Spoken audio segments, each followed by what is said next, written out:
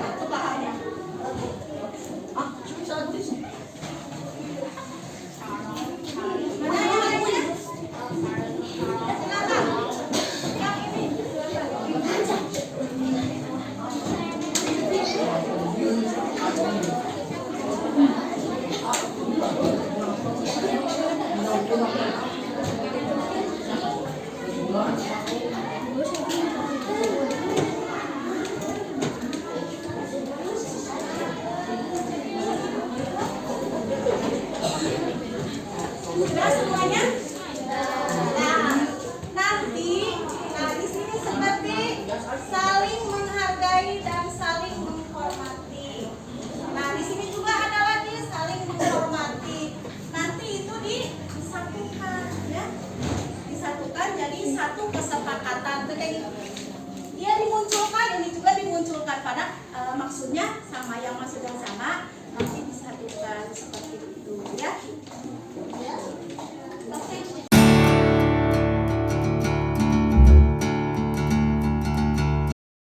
Bismillahirrahmanirrahim. Assalamualaikum warahmatullahi wabarakatuh. Yang terhormat Ibu Kepala SDN Jayanaga, yang terhormat Bapak Ibu Guru SDN Jayanaga. Puji dan syukur marilah kita panjatkan kehadiran Allah Subhanahu wa Ta'ala, yang mana berkat nikmat dan hidayahnya kita bisa melaksanakan kegiatan ini dalam keadaan sehat walafiat. Salawat dan salam semoga tercurah limpahkan kepada junjungan kita Habibana wa Nabiyana Muhammad Sallallahu Alaihi Wasallam. Sebelumnya, perkenalkan saya Erisri Nurdianti sebagai moderator. Adapun topik yang akan dibahas pada kegiatan ini yaitu diseminasi budaya positif. Kegiatan diseminasi ini merupakan salah satu rangkaian tugas dari calon guru penggerak angkatan 6. Saya selaku moderator akan membacakan rangkaian acara. Yang pertama yaitu pembukaan, yang kedua sambutan dari Ibu Kepala Sekolah, yang ketiga presentasi dari calon guru penggerak angkatan 6, yang keempat doa, dan yang kelima tutup. Acara pertama yaitu pembukaan. Marilah kita buka acara ini dengan bacaan basmalah bersama-sama. Bismillahirrahmanirrahim. Acara yang kedua, sambutan dari Ibu Kepala Sekolah SDN Jaya Raga kepada Ibu Haji Laila Takdir MPD, disilahkan.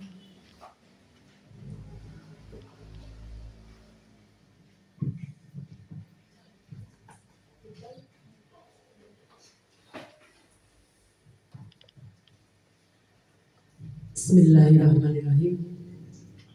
Assalamualaikum warahmatullahi wabarakatuh.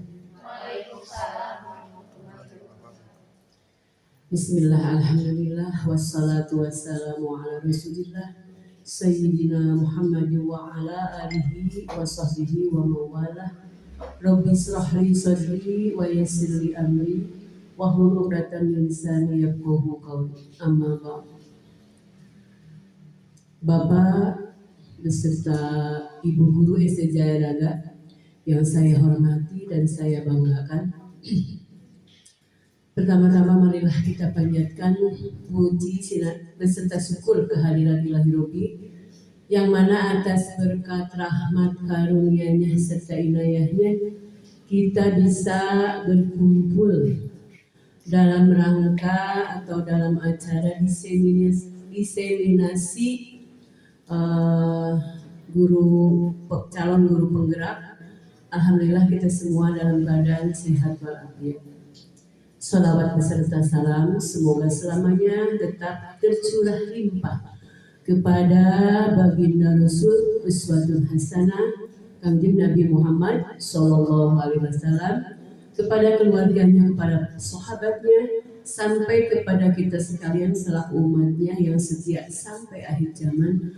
Mudah-mudahan kita semua mendapat syafaatul uzma di hari akhir nanti. Amin ya Allah ya Rabbal alamin.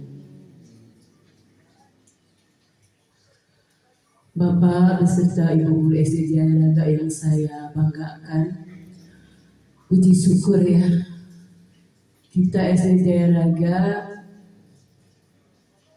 sudah ada guru yang bisa lolos ikut calon guru penggerak. Ya. Alhamdulillah sudah 2 orang, yaitu Bu Lilis dan Bu Eri. Saya selaku kepala sekolah merasa bangga ya, karena setelah diamati begitu sulitnya untuk lulus ICGP.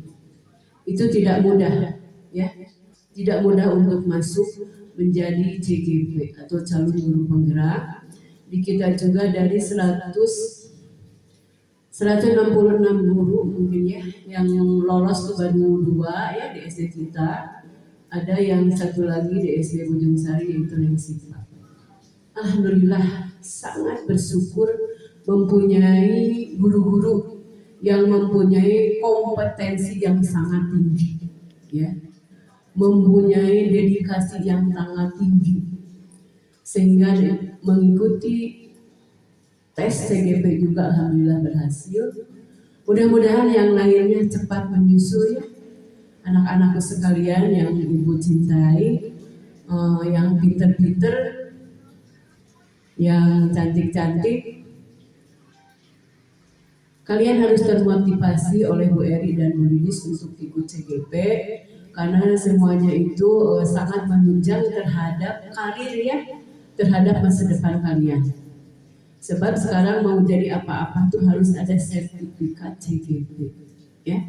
Mau jadi kepala sekolah, mau jadi pengawas dan sebagainya itu harus ada sertifikat CGP. Ibu mengajak ya kepada yang lainnya segera ikut CGP dan kemudian tetap semangat. Yang belum lolos tetap semangat untuk mencoba kembali ya.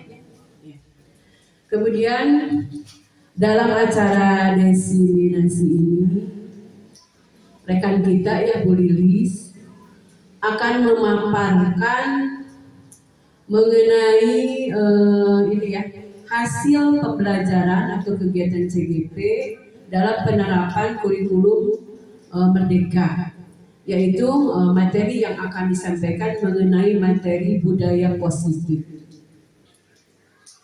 Nah, Ibu berharap mudah-mudahan apa yang Bu Lilis paparkan, apa yang Bu Lilis jelaskan, ya, itu bisa diterima, bisa dimengerti, dan bisa diimplementasikan atau dipraktekkan dalam proses belajar mengajar masing-masing. Ya, apa yang didapatkan dari Bu Lilis, kalian camkan, kalian hayati, kalian harus bisa dimengerti dan bisa diimplementasikan dalam kegiatan belajar mengajar di kelas masing-masing. Ya. Mudah-mudahan dengan adanya rekan kita yang sudah lulus CGP, kita termotivasi untuk terus maju ya, terus berkompetensi, terus bersaing, terus berinovasi untuk meningkatkan mutu pendidikan khususnya di SD Jaya Naga, umumnya di negara Indonesia. Ya, mudah-mudahan sesuai dengan tujuan pemerintah itu pendidikan di negara kita harus lebih maju. Ya, jangan sampai ketinggalan oleh negara lain. Begitu. Jadi mudah-mudahan dengan adanya diseminasi ini sekali lagi kalian termotivasi ya untuk ikut CGP. Mudah-mudahan yang belum lulus di P3K juga mudah-mudahan secepatnya ya diangkat dari P3K atau PNS. Itu harapan yang paling besar dari kami ya, dari saya khususnya selalu kepala sekolah. Ingin sekali cita-cita selalu berdoa anak-anakku sekalian supaya cepat diangkat menjadi PNS dan P3K. Mudah-mudahan secepatnya terrealisasi. Amin ya Allah ya Rabbal Alamin. Mungkin sedikit sambutan dari saya dicukupkan sekian. Mohon maaf atas segala kesalahan, kehilapan dan kekurangan. Billahi taufiq wal hidayah. Wassalamualaikum warahmatullahi wabarakatuh.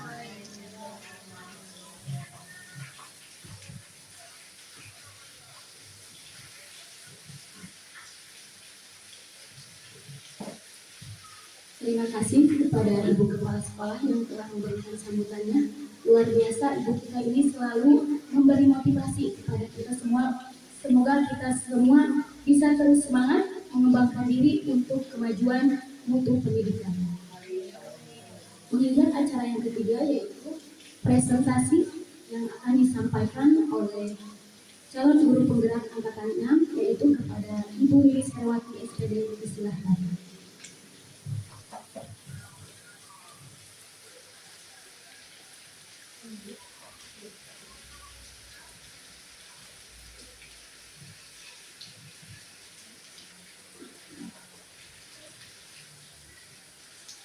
Bismillahirrahmanirrahim. Assalamualaikum warahmatullahi wabarakatuh. Waalaikumsalam warahmatullahi wabarakatuh.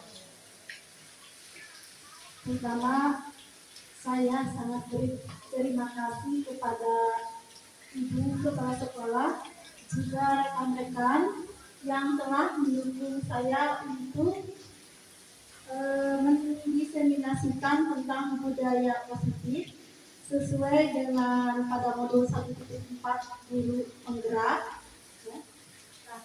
Nah, di sini saya akan mendiseminasikan tentang budaya positif. Tapi sebelum kita memaparkan kepada tentang materi budaya positif, apa itu budaya positif? Nah, di dalam kurikulum Merdeka adalah kurikulum yang metode pembelajarannya yaitu yang mengacu pada minat dan bakat anak.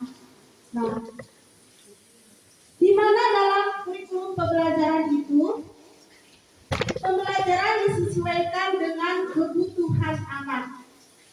Jadi berpusat pada murid. Seandainya kebutuhan anak terpenuhi, maka akan terciptalah pembelajaran yang aman, nyaman, dan menyenangkan. Sesuai dengan pemikiran Ki Hajar Dewantara pada Merdeka Belajar, bahwa belajar itu harus menciptakan anak aman, nyaman, dan menyenangkan. Nah, salah satunya yaitu tentang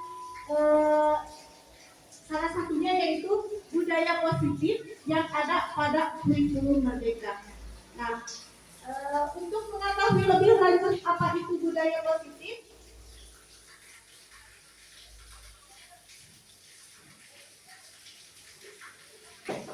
silakan perhatikan di dalam budaya positif. Nanti saya akan memaparkan tentang pertama yaitu perubahan paradigma dari stimulus respon ke teori kontrol. Di mana sebelum ada kurikulum Merdeka, para pendidik pembelajarannya itu berpusat pada guru, tidak berpusat pada anak. Ya, perubahan paradigma dari stimulus respon ke teori kontrol. Nah, yang kedua yaitu akan saya paparkan nanti arti disiplin dan kebajikan universal. Apa itu kebajikan universal? Yang ketiga, teori motivasi dari hukuman, penghargaan, dan restitusi. Selanjutnya, kebutuhan dasar manusia. Nanti akan saya paparkan yaitu 5 dari kebutuhan dasar manusia. Yang selanjutnya yaitu posisi kontrol. Posisi kontrol dalam pembelajaran restitusi itu ada 5, dan terakhir adalah segitiga restitusi. Nanti Ibu dan Bapak sekalian akan saya beri contoh, nanti akan saya tanyakan mengenai pembelajaran menghadapi permasalahan anak dengan menggunakan segitiga restitusi.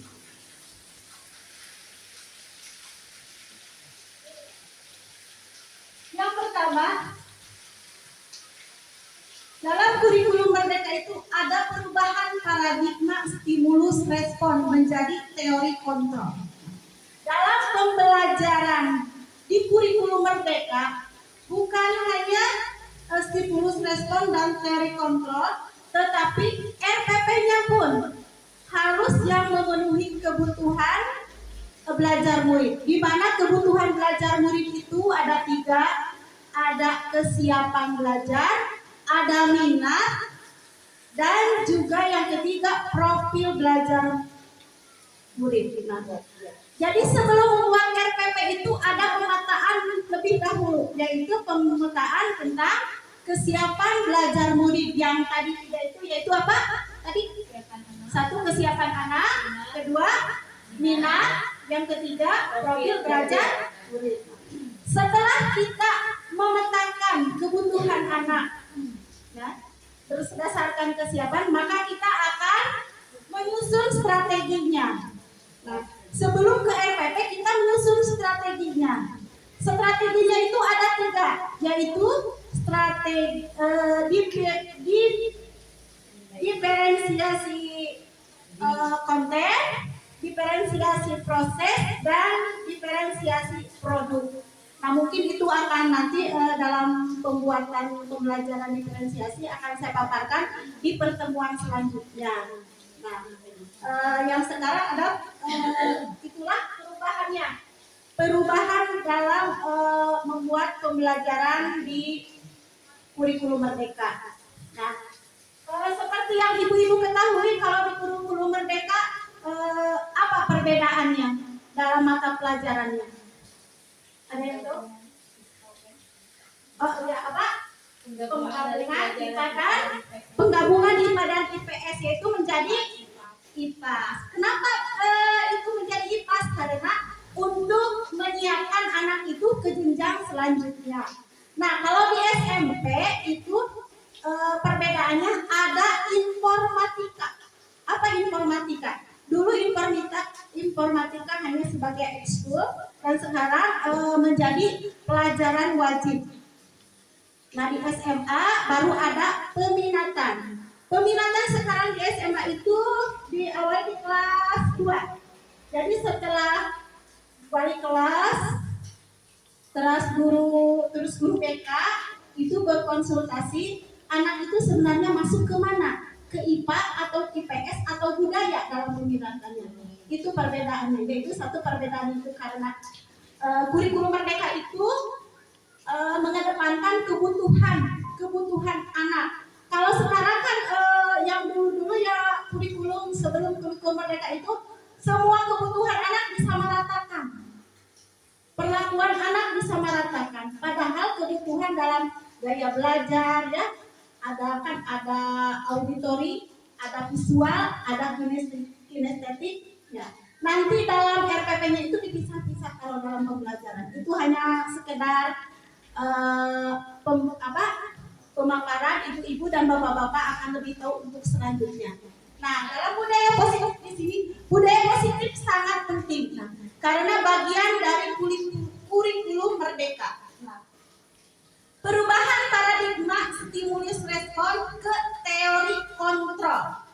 Nah, bisakah kita mengontrol seseorang? Bisa, Bu? Tidak. Tidak bisa. Kenapa tidak bisa? Karena itu atas kesadarannya sendiri. Bisa, tapi dengan adanya hukuman, ya. Kenapa adanya hukuman? Hukuman itu hanya sementara. Penghargaan juga tidak akan efektif, tapi itu bersifat sementara. Nah, stimulus respon. Yang pertama, kita mencoba mengubah orang agar berpandangan sama dengan kita. Itu dalam stimulus respon. Tetapi dalam kurikulum merdeka itu ada teori kontrol. Jadi kita berusaha memahami pandangan orang lain tentang dunia. Yang kedua, perilaku buruk dilihat sebagai suatu kesalahan. Padahal semua perilaku memiliki tujuan. Contohnya seperti ini. Kita menemukan anak yang mengganggu temannya ketika belajar. Kita kan terus duduk. Kalau tidak duduk silakan keluar. Nah, itu adalah stimulus respon. Ya, ada stimulus, ada respon anak. Jadi ingin direspon, setelah itu anak keluar kelas. Nah, di dalam teori kontrol kurikulum merdeka kita berkomunikasi dengan anak. Mengapa dia nakal di kelas? Mengapa dia tidak memperhatikan di kelas? Nah, nanti kita akan dipaparkan dalam 5 kebutuhan manusia. Kebutuhan manusia itu harus terpenuhi, kelimanya harus terpenuhi. Kalau tidak terpenuhi, maka akan terjadi pelanggaran di sekolah. Nanti saya akan paparkan selanjutnya. Nah, selanjutnya, orang lain bisa mengontrol saya, tetapi dalam teori kontrol merdeka belajar hanya Anda yang bisa mengontrol diri Anda. Jadi harus ada kesadaran dari diri sendiri. Ada, tapi bersifat sementara hanya karena takut kalau orang lain gitu ya. Itu rangsangan dari luar, misalnya sebagai rangsangan ekstrinsik. Nah, rangsangan dari ekstrinsik itu merangsang bahwa kita harus mematuhi peraturan. Padahal peraturan itu tidak kita suka. Nah, itu dalam stimulus respon. Tetapi dalam teori kontrol, anak-anak nanti akan diberi pilihan dalam belajar pun. Seperti begini. Menuliskan tentang poster.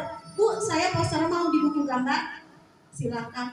Bu, saya posternya maunya di Canva, boleh. Bu, saya posternya mau di buku tulis, nggak apa-apa. Jadi dalam kurikulum merdeka itu silakan anak mengekspresikan ke dalam hal apapun, tapi tujuan belajarnya sama. Ya. Selanjutnya, pemaksaan ada pada saat bujukan gagal. Jadi si anak teh sudah dirayu tidak bisa, sudah dinasehati tidak bisa. Kalau begini keluar saja kamu dari sekolah, ibu keluarkan. Nah, seperti itu adalah stimulus respon. Tapi dalam teori kontrol ada kolaborasi dan konsensus menciptakan pilihan-pilihan baru. Apa sih maunya kamu? Kok kamu belajarnya? Seperti apa yang kamu inginkan? Seperti pembelajaran seperti apa? Mungkin saja anak juga bosan dengan hal-hal yang kita terapkan di kelas ya, karena bosan nulis baik, bosan seperti itu. Ya.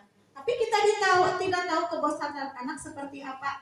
Berarti karena anak melanggar itu berarti kebutuhannya itu tidak terpenuhi. Model berpikirnya menang kalah.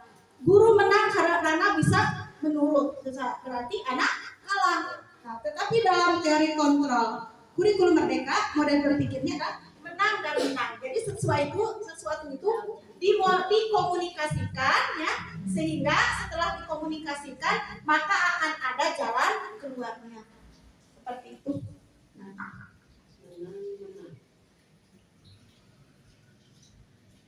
Selanjutnya, apa itu disiplin? Ibu-ibu tahu disiplin? Apa yang dimaksud disiplin? Disiplin?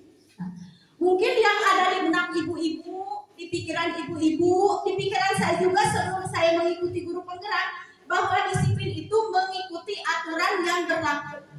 Seperti itu, mengikuti tata tertib yang berlaku. Tapi yang disiplin di sini yang dimaksud dalam kurikulum merdeka itu bukan disiplin yang anak harus mengikuti aturan, anak harus mengikuti tata tertib, anak harus mengikuti keinginan guru. Tidak seperti itu ya. Nah, di sini ada disiplin yang positif. Jadi yang positif ya, kata-katanya juga dalam positif. Contoh dalam kata-kata positif seperti ini, misalkan dilarang merokok. Nah, itu adalah bentuk kalimat negatif. Tetapi yang bagusnya dalam misalkan ada larangan untuk merokok, bagusnya merokok sangat mengganggu kesehatan dan merusak paru-paru. Nah, itu kalimat positifnya. Misalkan anak dilarang makan minum di kelas, tapi harusnya cukup dengan makan minum di luar kelas. Itu kesepakatannya ya, seperti itu yang dinamakan positif. Nah, disiplin positif dalam budaya kita, makna disiplin dimaknai menjadi sesuatu yang dilakukan seseorang pada orang lain untuk mendapatkan kepatuhan kita. Cenderung berhubungan kata disiplin dengan ketidaknyamanan. Jadi kata disiplin otak itu tidak nyaman ya menurut anak-anak, menurut sebelum ada kurikulum merdeka. Nah, sebagai pendidik tujuan kita adalah menciptakan anak-anak memiliki disiplin diri sehingga mereka bisa berperilaku dengan mengacu pada nilai-nilai kebajikan universal dan memiliki motivasi intrinsik bukan ekstrinsik. Motivasi intrinsik itu seperti apa, ibu-ibu? Dari diri sendiri. Motivasi dari dalam diri sendiri. Ya, betul, terima. Motivasi dari dalam diri sendiri. Jadi bukan dari luar. Kalau dari luar itu ya kesadaran. Kalau dari luar itu hanya bersifat sementara. Selanjutnya, disiplin positif merupakan salah satu cara penerapan disiplin yang bertujuan untuk menumbuhkan kesadaran serta memberdayakan anak untuk melakukan sesuatu tanpa sogokan, ancaman maupun hukuman. Jadi kalau menghukum anak di kurikulum merdeka itu tidak ada yang istilahnya menghukum anak. Nanti akan saya paparkan dalam segitiga restitusi. Selanjutnya, nilai-nilai kebajikan apa yang tadi ada dalam nilai positif, yaitu disiplin positif yang dikemukakan oleh Ki Hajar Dewantara maupun Daini Gosen, di mana kedua pakar pendidikan mengartikan disiplin sebagai bentuk kontrol diri, yaitu belajar untuk mengontrol diri agar dapat mencapai suatu tujuan mulia. Tujuan mulia di sini mengacu pada nilai-nilai dan prinsip-prinsip mulia yang dianut oleh seseorang. Kita memaknai nilai-nilai tersebut sebagai nilai-nilai kebajikan yang universal. Nilai-nilai kebajikan yang dimaksud adalah nilai-nilai kebajikan yang telah disepakati bersama, lepas dari suku, bangsa, agama, bahasa, maupun latar belakang. Nah, kalau dalam profil pelajar Pancasila, gitu, globalisasi apa? Ada dalam profil pelajar Pancasila? Kebinekaan global. Ya. Nah, selanjutnya,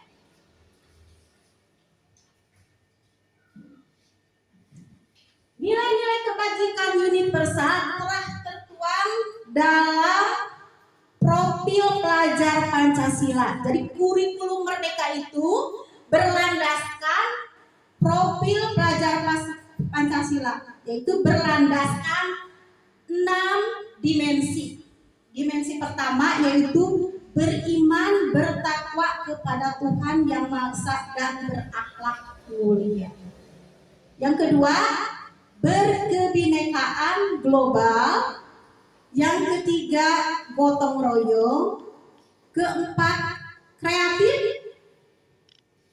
Kelima, bernalar kritis. Dan keenam, mandiri. Saya yakin dari pengertian semua profil pelajar Pancasila ini, ibu-ibu sudah mengetahuinya dan sudah menerapkannya pada RPP kurikulum ke-13. Karena setelah dipelajari dari ke-6 dimensi profil pelajar Pancasila ini, tidak jauh beda dengan yang ada di Kurtilas.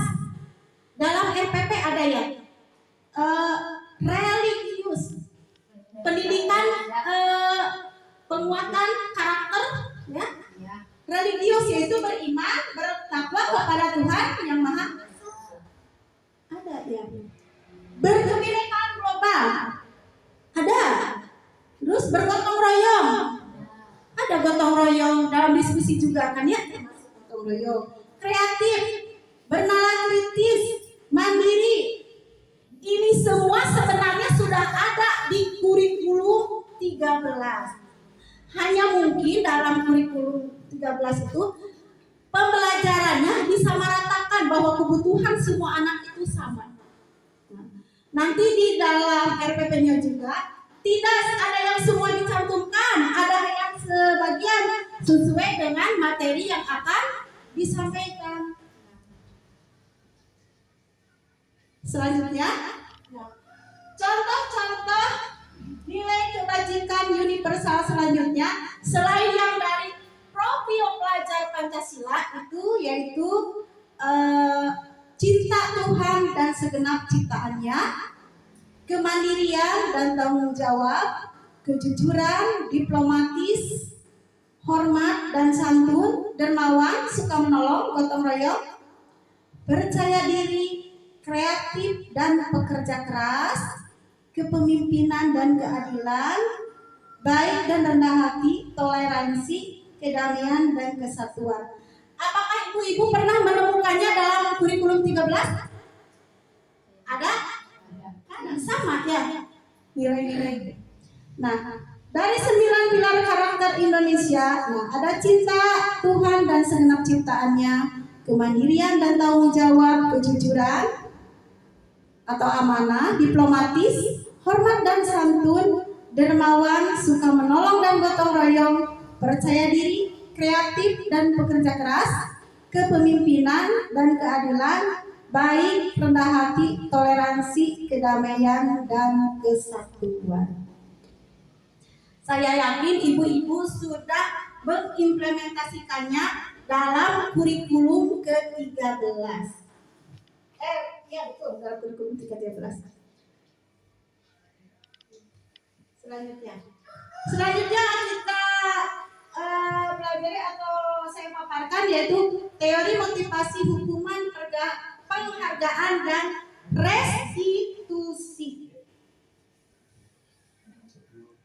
Nah, dalam identitas gagal itu hukuman. Menurut kurikulum 13 bahwa hukuman merupakan identitas gagal. Kenapa disebut gagal? Karena hukuman itu hanya bersifat sesuatu yang sementara. Setelah dia dihukum, maka karena sudah menebus hukumannya, maka dia akan melakukannya. Nah, melakukannya lagi. Terus konsekuensi. Konsekuensi itu adalah netral. Ya, sikapnya netral, jadi tidak ada perubahan sama sekali. Nah, yang ketiga adalah restitusi. Identitas sukses adalah restitusi. Restitusi merupakan pilihan menguatkan murid anak dalam jangka waktu yang panjang. Jadi dalam restitusi ini bukan menebus kesalahan, tapi si anak itu menyadari akan kesalahan. Kalau menebus kesalahan, misalkan sudah memecahkan barang teman, tinggal diganti, ya. Kalau sudah diganti sudah beres. Tapi di dalam restitusi itu adalah menyadari bahwa anak itu tidak akan mengulanginya lagi. Selanjutnya, penghargaan. Ibu bapak pernah memberi penghargaan terhadap anak? Bagaimana anak? Gembira? Gembira, ya. Anak itu gembira ketika diberi penghargaan. Tapi setelah kita telusuri, nah, dihukum oleh penghargaan. Kenapa dihukum oleh penghargaan? Pengaruh jangka pendek dan jangka panjang. Bahwa penghargaan itu setelah anak melakukan itu harus langsung diberi penghargaan. Maksud penghargaan berupa hadiah di sini, ya. Nah, terus jangka panjangnya. Kalau jangka panjangnya si anak jadi menuntut lagi dan lagi ingin diberi penghargaan. Kalau tidak diberi penghargaan, tidak ada penghargaan sekarang mah jadi malas, ya Bu, betul, malas haream. Nah, begitu. Terus ada penghargaan menghukum. Ibu-ibu, sebenarnya di sini saya juga karena saya lakukan di kelas itu ada rankingannya. Jadi dalam kurikulum 13 itu tidak ada istilah ranking. Anak itu di ranking tidak ada. Tidak ada rankingan. Karena yang dinilai dalam kurikulum 13 itu adalah karakter, benar-benar karakter. Karena karakter akan membawa anak ke masa depan yang gemilang. Si anak itu pandai, tapi kalau pandai dalam segi pengetahuannya, ya, kognitifnya, tetapi dalam sikapnya dia itu karakternya buruk. Nah, yang dikhawatirkan itu adalah berkarakter buruk. Meskipun pintar, kalau karakternya buruk itu bagaimana cara merankingnya? Itu di kurikulum 13. Jadi kurikulum 13 berusaha anak itu tidak ada hadiah, ya. Seperti begini. Sekarang anak itu ranking ke-1. Dan semester berikutnya menjadi tidak ranking kedua, 3 atau sama sekali tidak punya ranking. Apa yang terjadi? Yang pernah pengalaman ibu dan bapak, maaf ya, pengalaman ibu dan bapak ketika anak itu turun ranking, bagaimana sikap anak itu? Kecewa. Terus ngamuk. Bagaimana sikap orang tuanya? Ada yang marah ke guru, ya, kurang apa anak saya, padahal nilainya 100. Padahal yang tahu sehari-hari anak itu adalah guru ya, bukan orang tuanya. Kalau orang tuanya sebatas di rumah, dari bumi mah pun anak teh bager, rajin. Tapi kan di sekolah beda lagi. Guru itu juga memperhatikan dari tingkah laku. Nah itu. Jadi ada si ketidakpercayaan, ada mesti tidak percaya dari orang tua ke guru, dan ada anak menjadi jadi malas, nama ranking. Jadi dia itu mengejar ranking. Bagaimana kalau mengejar ranking seperti yang pernah ibu alami atau saya sendiri alami? Anak itu pintar, tidak menghafal, tapi karena takut nilainya kecil, takut rankingnya menurun, jadi si anak itu meskipun pintar jadi nyontek. Karena apa? Karena dia tidak punya kesempatan untuk belajar malamnya, mungkin karena ada kegiatan lain. Karena takut rankingnya tergeser, lebih baik saja menyontek. Nah itu kan karakter buruk. Jadi yang ditekankan dari kurikulum merdeka itu ya adalah karakter yang bagus, bukan seperti itu. Meskipun nilainya 100, kalau hasil dari menyontek, buat apa? Makanya tidak ada yang namanya ranking seperti untuk mengukur kognitif anak. Selanjutnya, penghargaan mengurangi ketepatan. Seperti kita pernah mengajar matematika, saya juga ya pernah mengajar seperti contoh begini. Ketika mengajar matematika, orang atau anak yang lebih dulu menyelesaikan soal lebih cepat akan diberi hadiah. Tapi kan guru hanya membawa 5 hadiah atau misalkan 6 hadiah, berarti hanya untuk 6 orang. Orang yang menyelesaikannya terakhir, padahal dia berusaha keras meskipun dia tidak mampu, tapi berusaha keras, tapi tidak mendapat hadiah, berarti tidak merasa tidak dihargai. Lah orang macam Gus benar-benar belajar sampai selesai, tapi tidak mendapatkan hadiah. Ya betul, anak akan kecewa. Padahal kan pengetahuan anak itu ya, daya tangkapnya itu berbeda-beda, kebutuhannya juga berbeda-beda. Pas anak dia menyelesaikan misalkan dalam waktu 15 menit, kalau anak yang cepat, yang cepat menyelesaikannya itu sekitar 2 menit sudah selesai. Nah, tidak diberi hadiah apa-apa. Nah, seperti itu ya, mengurangi ketepatan. Penghargaan tidak efektif. Nah, mengapa ibu dan bapak bahwa penghargaan itu tidak efektif? Penghargaan atau hadiah itu tidak efektif. Karena ketika kita tidak mengiming-imingi dengan hadiah, maka dia tidak akan termotivasi untuk menyelesaikan apa tugas dari seorang guru. Menyelesaikan matematika, si punak itu bawa hadiah.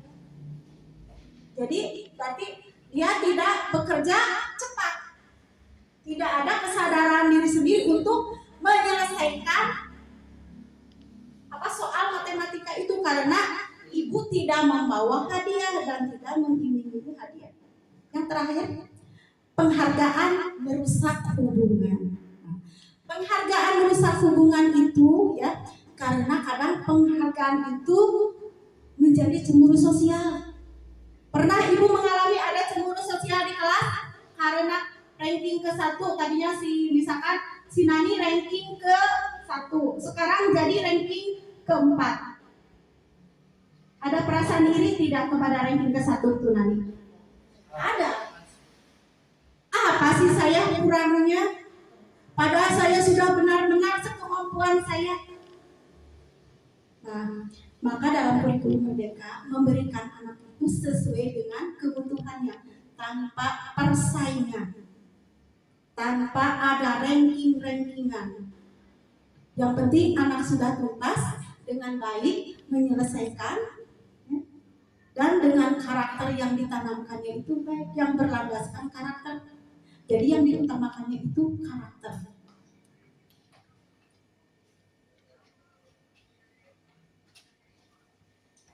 Selanjutnya,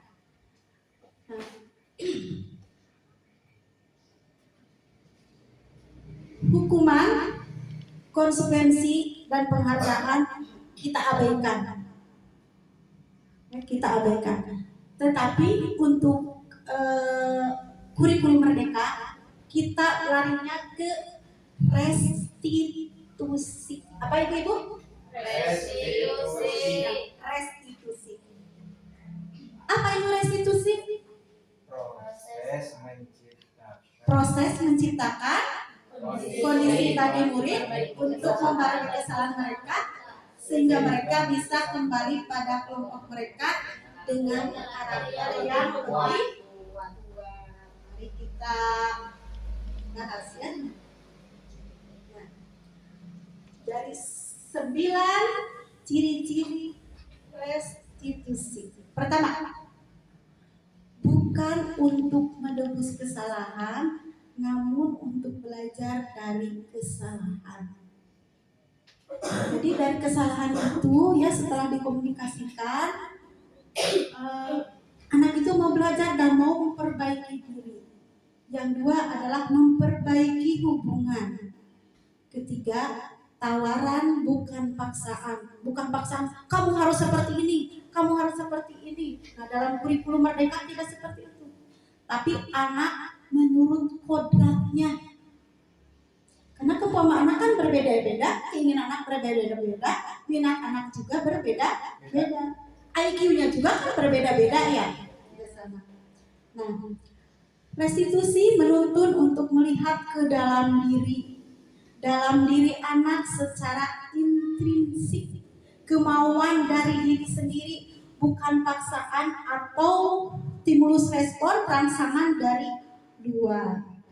Restitusi mencari kebutuhan dasar yang mendasari tindakannya yang tadi yang nanti akan saya jelaskan, yaitu 5 kebutuhan dasar ya. Restitusi diri adalah cara yang baik. Restitusi fokus pada karakter bukan pada tindakan.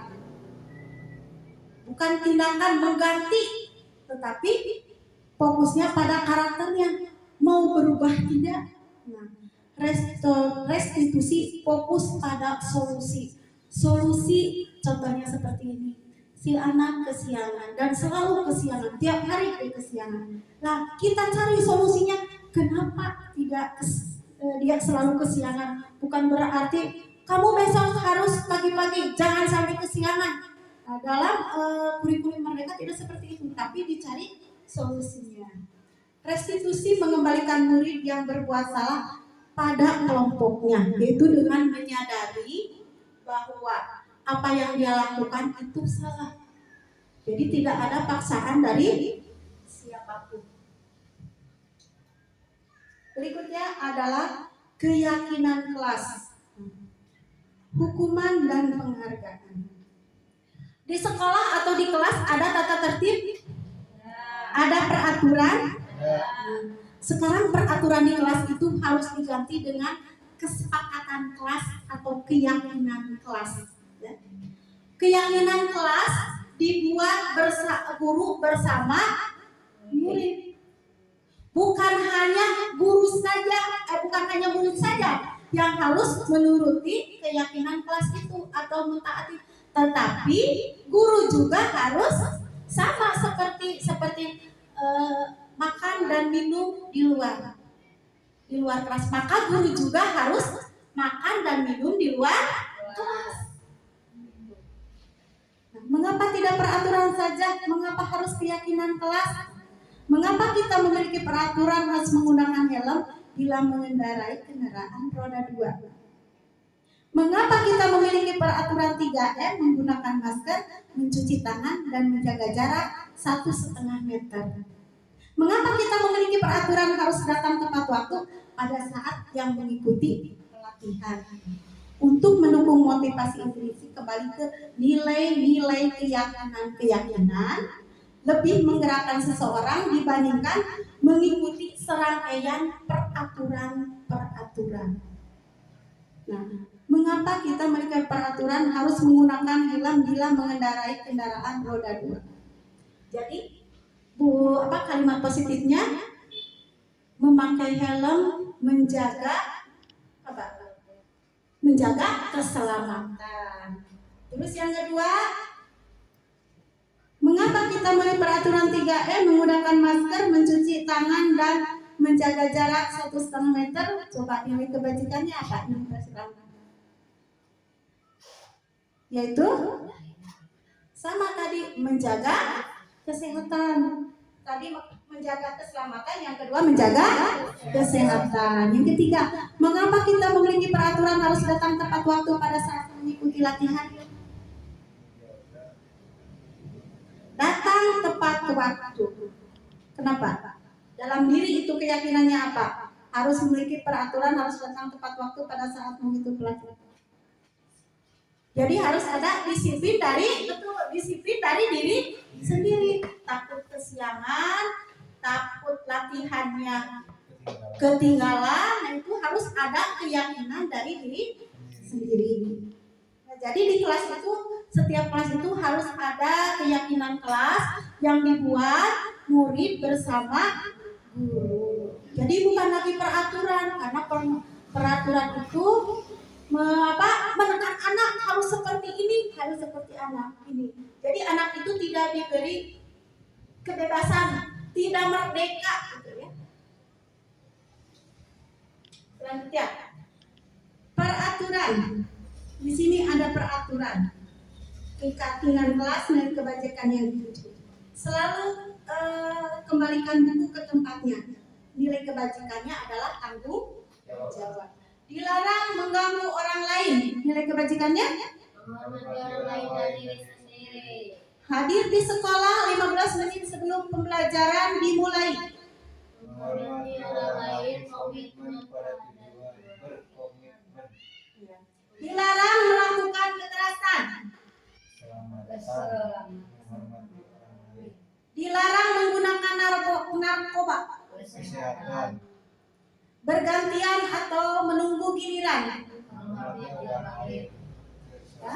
Kesabaran. Dengan menunggu mengantri itu akan menerapkan anak itu harus menerapkan karakter itu harus sabar.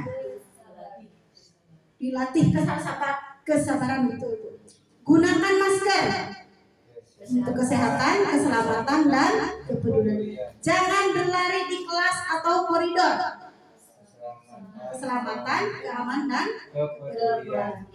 Jadi dari peraturan dilarang lalu kepada keyakinan kelasnya akan ada menanamkan tanggung jawab. Nah, jadi selalu kembalikan buku ke tempatnya, yaitu pernyataan negatif. Ya, dalam peraturan itu pernyataan negatif, jadi kita rubah ke pernyataan positif. Selanjutnya adalah, nah ini adalah ruang-ruang dari budaya positif. Semula itu dari peraturan kelas. Nah, dari peraturan kelas, dari peraturan kelas ini kita rubah menjadi keyakinan kelas. Keyakinan kelas.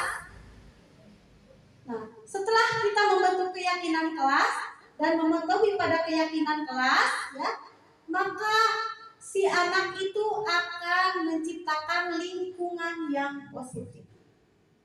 Setelah lingkungan positif terbentuk, maka diadakan kebiasaan. Jadilah akan membentuk budaya positif. Jika sudah berbudaya positif, jadi positif itu harus dibudayakan. Jadi dibudayakan atas kesadaran diri sendiri. Ini adalah kebutuhan dasar manusia. Seperti yang tadi, bahwa seandainya kebutuhan dasar manusia itu akan terpenuhi, maka tidak akan ada sesuatu yang melanggar keyakinan, yang melanggar peraturan-peraturan, yang melanggar koridor-koridor. Contohnya, ini bukan kepada anak, contoh begini ya. ibu pernah mendengar atau ibu bapak pernah mendengar ada seorang yang mencuri HP bapak-bapak. Ketika ditanya, kenapa mencuri HP? Saya tidak punya uang karena istri saya akan melahirkan. Nah, berarti itu kebutuhannya itu tidak terpenuhi. Yang mana maksudnya? Yaitu kebutuhan dasar bertahan hidup. Karena bertahan hidup mengacunya pada fisiologis.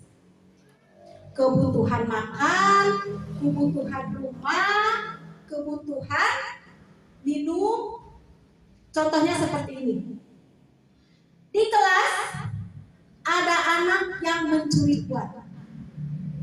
Kita jangan terlalu menyalahkan. Wah, kamu mencuri, kamu salah, kamu sedih, saya hukum.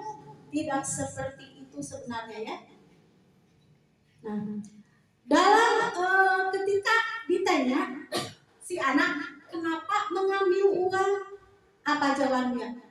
Lapar karena tidak diberi uang jajan.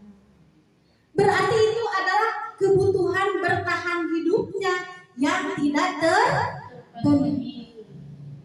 Terus yang kedua, kebutuhan dasar manusia akan cinta kasih, rasa memiliki, ya, rasa memiliki dan rasa dimiliki atau belonging. Seperti cinta kasih, rasa memiliki dan dimiliki. Ibu-ibu dan bapak-bapak pernah sama suami ingin disayang? Selalu ingin disayang, selalu ingin diperhatikan. Ketika tidak perhatikan, apa tindakan ibu dan bapak? Marah, ngambek, balik, bawa dan buku menisan gitu ya, supaya diperhatikan. Sama seperti anak juga di kelas seperti itu.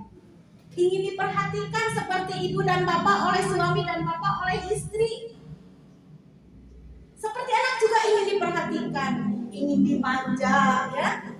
Nah, cinta kasih, rasa memiliki dan miliki. Contohnya, ada seorang anak di kelas. Ketika diberi tugas, dia berleha-leha. Kenapa kamu tidak mengerjakan tugas? Tidak, Bu. Malas saja. Itu ada jawaban yang sangat menyesakkan hati kita sebagai guru ya. Kenapa anak itu? Besoknya lagi pada pelajaran itu begitu lagi. Ketika kita menghadapi anak seperti itu, apa yang ibu lakukan? Memarahinya, mencap anak itu malas. Didekati, ceritanya ada masalah di rumah. Nah, betul. Itu sudah menerapkan dari kurikulum mereka seperti itu. Jadi dicari solusinya. Kenapa si anak itu bisa malah seperti itu? Sudah berkali-kali berarti dia keinginannya di bejakan kakolotna itu anak juga seperti itu. Karena mereka mengharapkan bahwa dia itu permasalahannya itu diberitahukan kepada orang tuanya. Dan nanti orang tuanya itu akan memperhatikannya. Kenapa? Karena tidak semua orang bisa memperhatikan anaknya ya.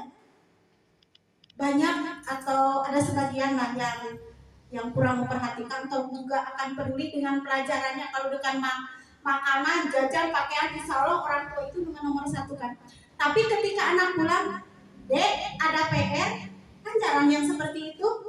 Tapi ketika si anak ditanya, Dek tugasnya apa? Dek PR-nya apa? Ketika diperhatikan seperti itu, oh ini tugasnya.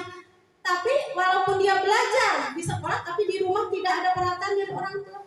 Hasil belajar tadi kamu itu apa dari guru? Nah itu berarti dia itu membutuhkan kasih sayang. Nah selanjutnya adalah kebutuhan dasar manusia adalah penguasaan atau power. Anak yang pintar selalu gaduh di kelas. Ada ya? Ada yang gaduh di kelas? Karena dia apa? Dia ingin berkuasa. Jadi ingin kemampuannya itu diakui, dipercaya. diakui oleh seorang guru. Contoh, si anak itu ranking 1. Nah, dalam hatinya ingin selalu jadi nomor 1. Misalkan jadi pemimpin upacara, wah saya pembaca undang-undang harga saya. Ketika dia merasa mampu, tapi oleh gurunya tidak diberi ranah, ya, itu maka dia akan kecewa. Maka dia akan melanggar peraturan. Misalkan anak itu suka bernyanyi di kelas. Tapi ketika ada perlombaan, kita tidak mengikut sertakan dia untuk mengikuti perlombaan. Malah yang diikutkannya itu yang menurut dia itu tidak bisa menyanyi seperti dia, bagus seperti dia. Maka anak itu akan melanggar aturan. Dengan cara apa? Supaya diperhatikan oleh guru. Yang keempat adalah freedom, yaitu kebebasan. Seperti begini. Anak-anak sepatu itu harus hitam. Tetapi tiba-tiba anak itu memakai sepatu putih, padahal diharuskan hitam. Itu ingin kebebasan. Jadi kita berikan waktu di mana anak-anak bisa memakai sepatu bebas di hari Jumat atau di hari Sabtu. Jadi tidak selalu memakai sepatu hitam terus-menerus. Karena anak juga ingin kebebasan di sana. Yang kelima adalah fun, kesenangan. Kesenangan seperti apa nih? Seperti kita ya di sekolah, kita itu ingin senang, ingin riang, ingin gembira. Jadi anak juga butuh gembira. Jadi sekali-kali seperti speaking itu juga sangat membantu untuk kesenangan anak.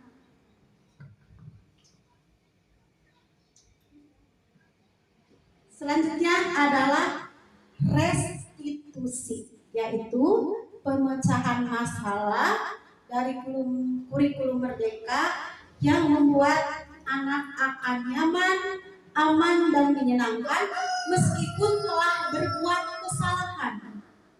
Dan dia akan mampu untuk memperbaikinya.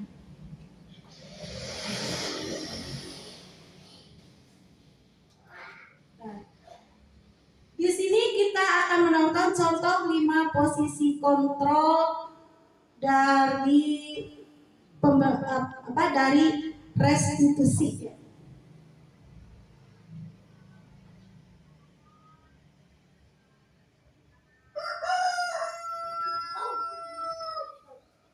Silahkan simak dan perhatikan ya ibu-ibu, kita sharing saja ya. Saya juga sama.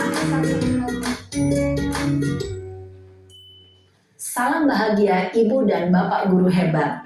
Dalam penerapan disiplin positif restitusi, salah satu program yang dikembangkan adalah 5 posisi kontrol. 5 posisi kontrol dalam restitusi adalah proses perjalanan seorang pendidik agar dapat mengenali dirinya. Pada video kali ini, kita akan membahas tentang 5 posisi kontrol yang dikembangkan oleh Diane Gossen dan contoh penerapannya.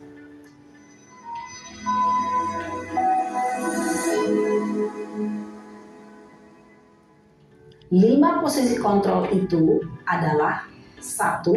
Posisi penghukum. 2. Posisi pembuat merasa bersalah. 3. Posisi teman. 4. Posisi pemantau atau monitor. Dan 5. Posisi manajer. Untuk lebih memahami kelima posisi tersebut, mari kita saksikan kasus Naren yang terlambat hadir 20 menit di sekolah dan melihat bagaimana kelima posisi kontrol dalam menghadapi masalah tersebut.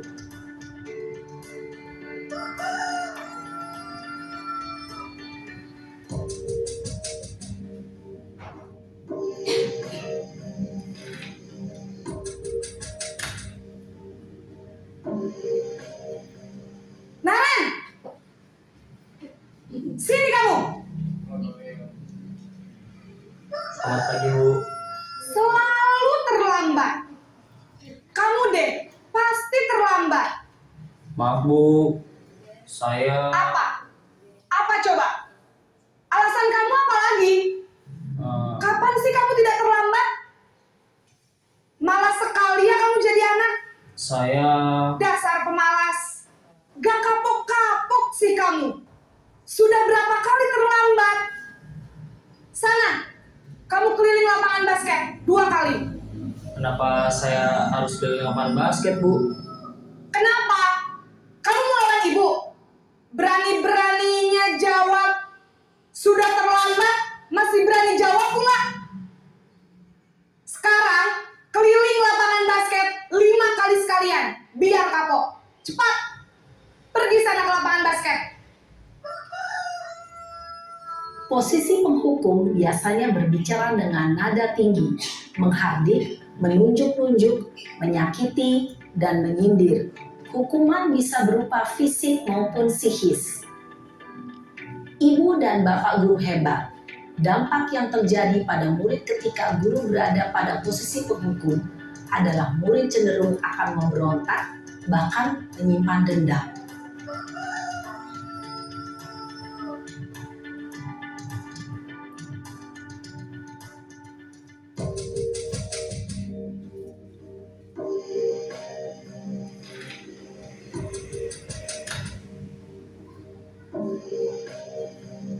Naren,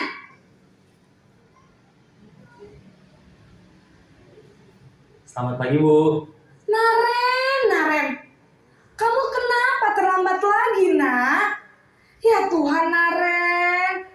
Kamu senang ya bikin ibu susah ya? Kalau kamu terlambat lagi, nanti ibu yang ditegur bapak kepala sekolah, nak. Disangka ibu tidak bisa membina kamu. Duh, gimana ini? Maaf Bu, Duh, Gusti Naren. Kamu suka ya kalau ibu ditegur bapak kepala sekolah? Terus, sekarang ibu harus tulis apa ini di buku absen? Ini kamu sudah sering terlambat loh. Ibu harus apa coba? maaf Bu, maaf sekali. Ya sudah, lain kali jangan bikin ibu susah lagi ya nak ya. Ibu tidak akan kuat lagi kalau kamu begini terus. Bisa jantungan kalau ibu ditegur bapak kepala sekolah. Sana cepat ke kelas. Maaf ya Bu, maaf sekali. Posisi pembuat rasa bersalah berbicara dengan nada tenang, cenderung lembut. Namun kata-kata yang diutarakan membuat murid merasa menjadi orang yang gagal, memandang buruk dirinya sendiri, merasa tidak berharga, dan tidak sanggup membahagiakan orang lain. Ketika guru mengambil posisi pembuat rasa bersalah, murid akan menganggap dirinya yang bersalah dan ia akan menyimpan emosi negatif tersebut di dalam dirinya.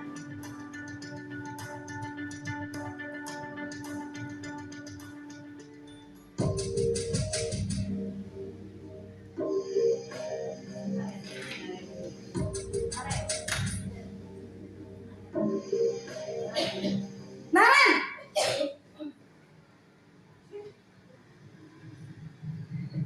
Selamat pagi Bu. wah sudah jam berapa ini nak? Terlambat lagi ya sayang.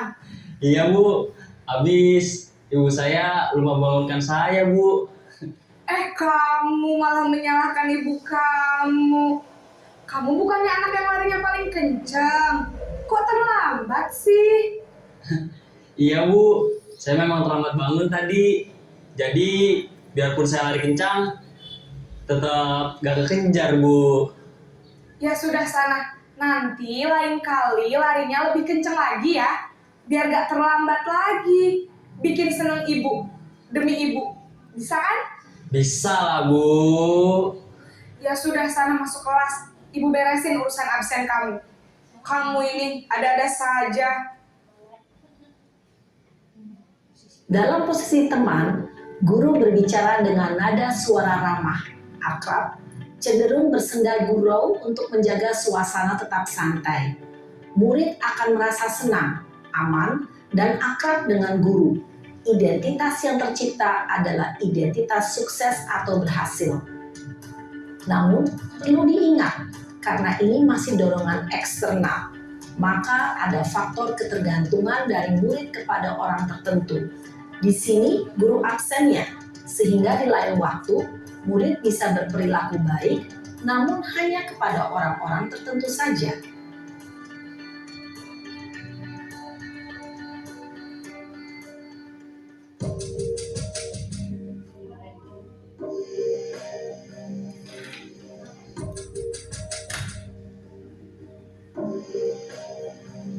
Naren,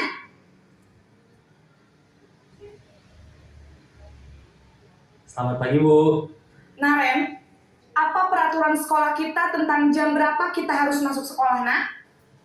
Kita harus di sekolah jam 7, Bu. Iya betul, sekarang sudah jam 7.20. Naren sudah tahu konsekuensinya jika terlambat hadir. Paham, Bu.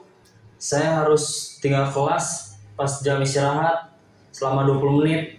Iya benar, konsekuensinya demikian. Jadi nanti jam 9.30 pas istirahat, kamu harus tinggal di kelas, kerjakan tugas tambahan untuk ketertinggalan kamu, ya. Baik, Bu. Posisi pemantau mengandalkan penghitungan atau data untuk mengontrol murid. Guru mengarahkan murid berdasarkan peraturan dan konsekuensi. Seorang pemantau menunjukkan bahasa tubuh dan ekspresi wajah yang datar dan cenderung formal.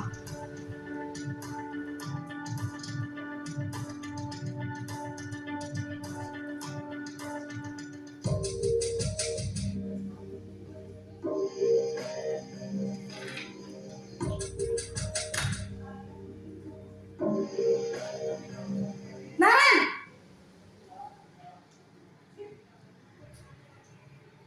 Selamat pagi, Bu. selamat pagi Naren. Maaf, Bu. Saya terlambat. Iya, sekolah masuknya jam 7, sekarang sudah jam 7.20. Jadi sekarang bagaimana ini Naren? Maaf, Bu. Saya lupa setel alarm saya semalam. Baiklah, menurut kamu, keyakinan sekolah yang mana yang perlu kamu tingkatkan? Menghargai diri sendiri dan orang lain mungkin ya, Bu. Setuju. Jadi, apakah Naren meyakini prinsip saling menghormati tersebut? Iya, Bu. Saya meyakininya. Apakah Naren bersedia memperbaiki masalah keterlambatan ini? Bersedia, Bu. Bagaimana kamu akan perbaiki masalah keterlambatan ini? Saya akan coba untuk tidak lupa menyetel alarm saya, Bu. Baik, kalau Naren lupa menyetel alarm di rumah, ada orang yang kira-kira bisa bantu mengingatkan tidak? Ada, Bu. Kakak saya, Kak Emma. Ada lagi selain Kak Emma? Selain Kak Emma, ada ibu saya. Baik, jadi yang mengingatkan Naren adalah Kak Emma dan ibu kamu ya? Kira-kira akan mulai setel alarm kapan nih Naren? Setelah pulang sekolah, akan segera saya lakukan. Baik, jadi Naren akan setel alarm untuk bangun besok pagi dan akan diingatkan oleh kakak dan ibunda Naren ya. Ada lagi yang mungkin perlu dilakukan Naren agar tidak terlambat bangun lagi. Tidak ada, Bu. Baik Naren, terima kasih untuk kerjasama kamu. Sekarang kamu perlu kembali ke kelas untuk belajar. Baik, Bu. Terima kasih. Posisi manajer adalah posisi kontrol yang disarankan untuk membimbing murid memiliki sikap disiplin yang positif, yaitu murid yang mandiri, bertanggung jawab, dan dapat memecahkan masalah. Tujuan dari posisi ini adalah agar murid dapat berefleksi atas tindakannya. Guru akan dengan tulus memberikan pertanyaan-pertanyaan bermakna, sehingga membuat murid dapat belajar dari kesalahannya dan mencari sebuah solusi untuk menyelesaikannya. Ibu dan bapak guru hebat, setelah mengamati adegan kelima posisi kontrol tadi, kira-kira posisi mana yang paling ideal? Posisi mana yang dapat menunjang motivasi intrinsik murid? Ya, tentu posisi manajer. Posisi ini memang posisi ideal yang ingin dituju setiap pendidik. Pada posisi inilah, guru dapat menerapkan disiplin positif yang berpihak pada murid, yang memerdekakan murid. Perjalanan seorang pendidik tentunya tidak mudah untuk sampai pada posisi seorang manajer. Namun, tujuan kita pasti, yaitu menciptakan murid-murid yang mandiri, merdeka, dan bertanggung jawab. Semoga penggambaran 5 posisi kontrol yang telah diperlihatkan ini dapat menjadi ajang refleksi bagi kita semua, agar dapat terus mengasah dan menerapkan disiplin positif yang memerdekakan murid. Mari terus berlatih dan bersemangat. Selamat menerapkan. Salam dan bahagia, Ibu dan Bapak Guru hebat.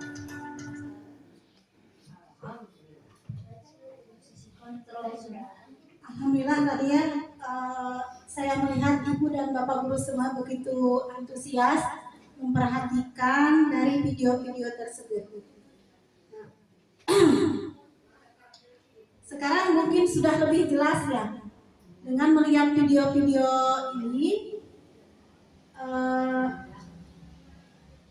dengan melihat video ini kita akan mengetahui sekarang ini posisi kita berada di mana. Nah, Ibu Desi, posisi Ibu Desi berada di mana dari kelima kontrol ini? Saya posisi manajer gantung dengan situasi. Tergantung dengan situasi, betul. Situasi hati. Ya, pada kenyataannya seperti ini. Tapi itu memang posisi manajer. Seperti dalamnya pernah tugas. Ya, betul. Anak-anak kalau kecil tidak mengerjakan tugas, otomatis kita dipacu dengan anak-anak diberikan pertanyaan, kenapa tidak mengerjakan tugas, kegiatan kemarin apa saja yang dilakukan, sehingga bisa terlupakan tugas tersebut. Ya, betul. Seperti itu, nah, itu pengalaman Ibu dan Bapak sebenarnya ya. Semuanya sudah berpengalaman. Kalau untuk kelas rendah, posisi mana yang paling cocok menurut Bu Lilis? Yang paling cocok ya manajer. Iya, tadi. Betul ya manajer. Apalagi anak SD ya. Anak SD kelas 1 sampai kelas 6 juga itu sebenarnya manajer dan masih ada rasa aman, nyaman, dan menyenangkan. Tapi kalau di SMA sebenarnya juga seperti itu.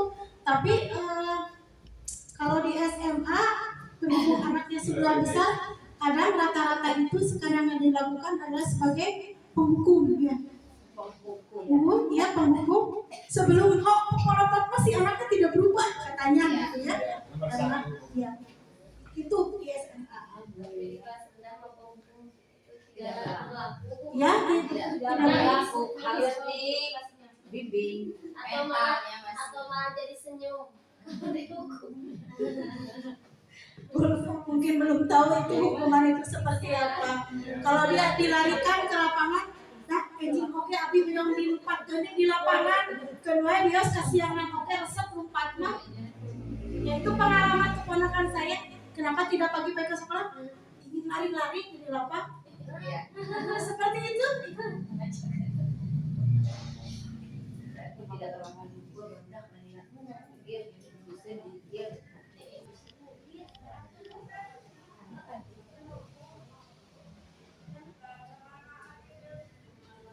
Ibu-ibu dimohon perhatikan ini dari contoh kalimat dalam posisi kontrol. Kelihatan Bu ini?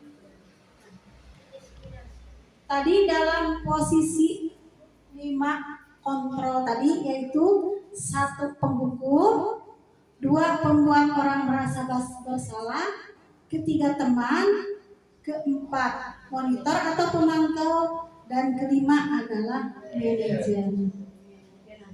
Yang paling nyaman kepada anak, aman, nyaman, dan menyenangkan itu posisi keberapa menurut Ibu? Sebagai manajer.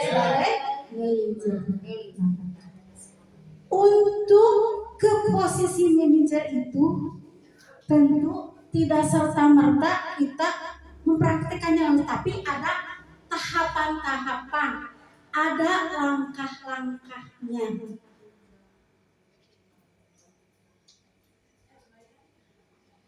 Nah, tadi 5 posisi kontrol sebagai identitas gagal, yaitu penghukum dan pembuat orang merasa bersalah. Yang kedua adalah identitas berhasil sukses, teman dan pemantau. Tapi ini anak itu hanya patuh pada orang-orang tertentu atau guru tertentu yang dekat dengan dia. Yang ketiga adalah identitas berhasil sukses adalah manajer. Kita siap semua untuk mengambil posisi sebagai manajer dalam menghadapi kesalahan? Kita coba. Siap. Nah, ada tahapan-tahapannya untuk menerapkan posisi manajer. Dan kita kenal dengan segitiga restitusi. Yang kita lakukan adalah pertama, menstabilkan identitas. Dalam menstabilkan identitas, yang kedua adalah validasi tindakan yang salah. Dan yang ketiga adalah menanyakan keyakinan. Menstabilkan identitas seperti setiap orang itu pernah melakukan kesalahan. Kamu bukan satu-satunya yang pernah melakukan itu. Bahkan ibu juga dulu pernah waktu sekolah melakukan kesalahan. Itu paling menstabilkan identitas. Yang kedua adalah validasi tindakan yang salah. Kamu tentu punya alasan mengapa melakukan itu. Adakah cara yang lebih efektif untuk mendapatkan apa yang kamu butuhkan? Kira-kira ibu mendapatkan kalimat seperti itu nyaman tidak? Berarti anak juga akan nyaman. Yang ketiga, anak menanyakan keyakinan. Nilai-nilai apa yang telah kita sepakati? Jadi nilai-nilai yang disepakati itu yang sudah dibuat pada kesepakatan kelas ya, ibu dan bapak guru beserta siswa buat ya. Nah, kamu ingin menjadi orang seperti apa? Begitu lembutnya ya, tegas tapi lembut tapi tegas boleh ya. Nah, si anak itu akan menyadarinya. Jadi tidak ada sifat gulu kasih ibu etate, gulu kasih bapak etate. Itu kalau penghukum itu anak akan menjadi dendam ya. Nah, selanjutnya contoh urutan kalimat restitusi seperti tadi sudah diungkapkan, yaitu menstabilkan identitas, validasi tindakan yang salah, dan menanyakan keyakinan atau security. Nah, nanti bisa PPT-nya bisa saya share-kan di grup ya, untuk ibu bapak lebih memahaminya, atau sharing saya juga sama ya.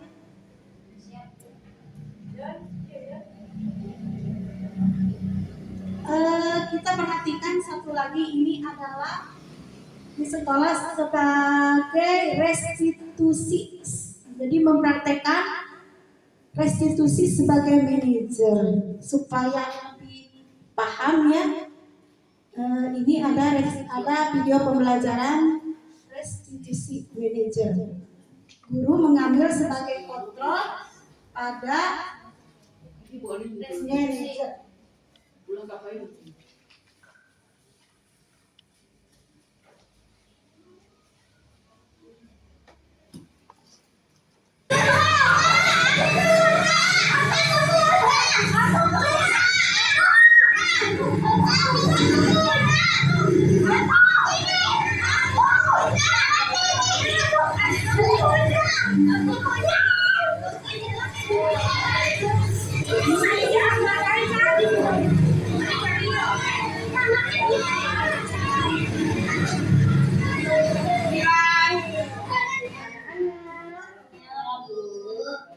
Anak-anak tahu nggak kenapa ibu panggil ke sini? Tahu.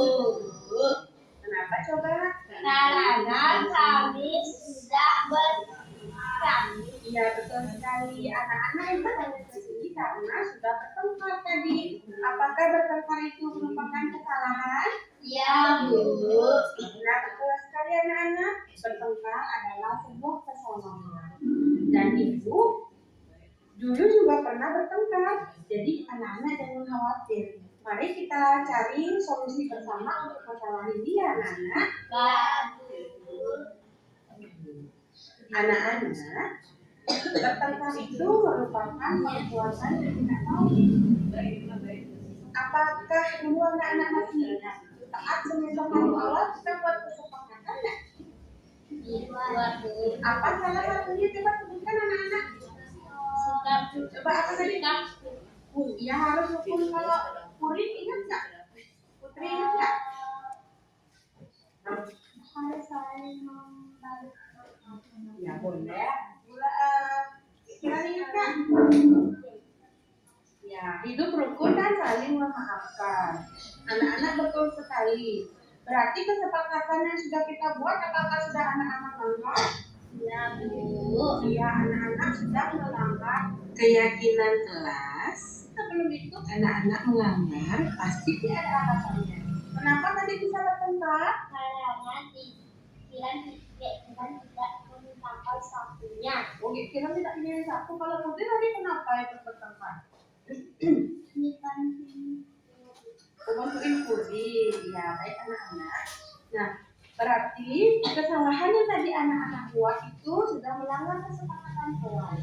Lalu bagaimana caranya agar lain-kali tidak melanggar kesepakatan kelas? Coba Puri, gimana caranya biar hidup rukun dengan Kiran?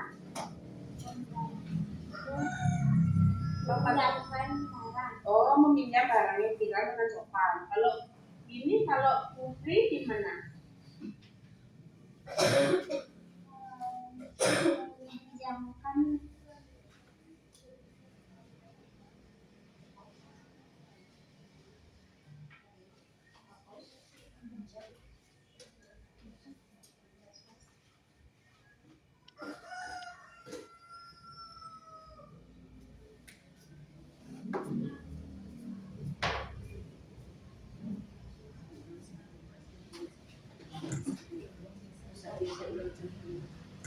Baiklah ibu-ibu, demikianlah tadi gambaran. Video terakhir itu memantapkan kita untuk lebih memahaminya. Jadi kebiasaan adalah kebiasaan baik diawali dengan pembiasaan.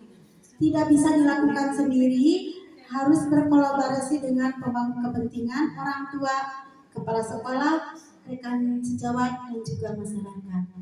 Nah, itu saja paparan dari saya. Mudah-mudahan bisa dipahami. Kalau belum ya bisa ditanyakan. Itu saja. Wabillahi taufiq wal hidayah. Wassalamualaikum warahmatullahi wabarakatuh. Waalaikumsalam warahmatullahi wabarakatuh.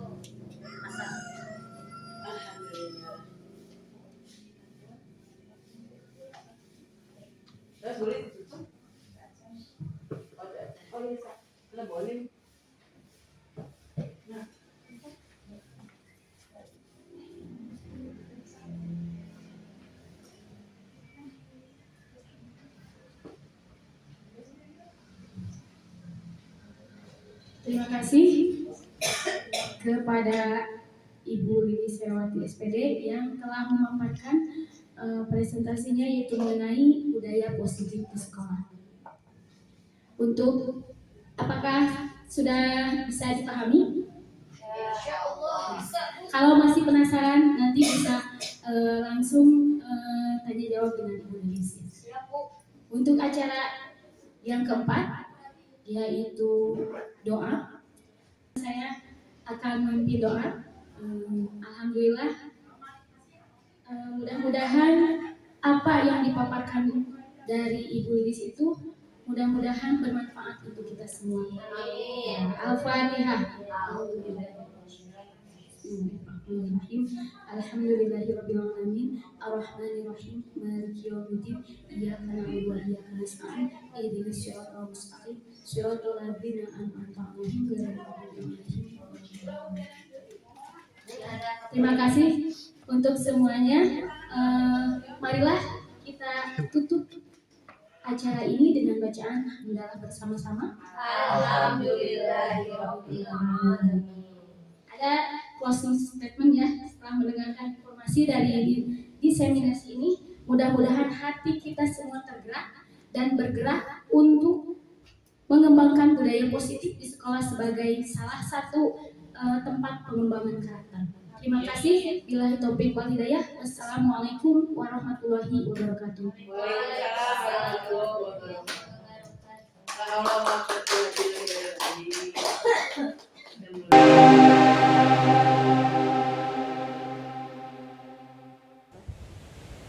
Bismillahirrahmanirrahim. Assalamualaikum warahmatullahi wabarakatuh.